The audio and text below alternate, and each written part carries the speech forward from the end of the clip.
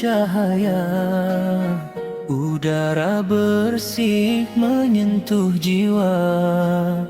Ku mulai langkah dengan niat baik, menjaga rapi yang telah ada.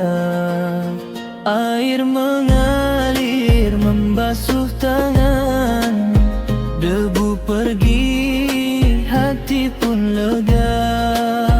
Lingkungan bersih, tanda iman, cermin indah dari kesadaran. Bersih itu indah, bersih itu berkah, menjaga amanah dari Allah.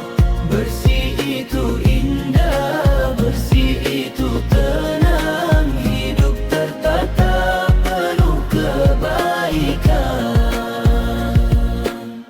Bukan hanya pakaian dan badan, hati pun perlu disucikan.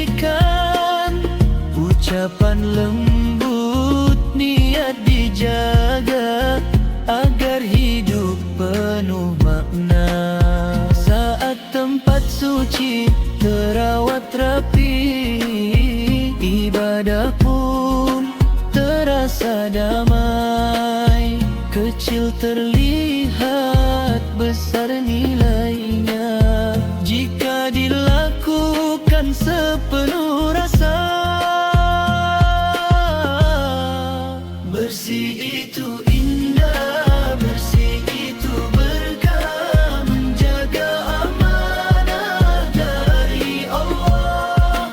Bersih itu indah, bersih itu tenang, hidup tertata penuh kebaikan. Mari rawat yang ada bersama, dari rumah hingga sekitarnya. Langkah kecil penuh pahala, mengundang rahmat dan ridha. Bersih itu indah.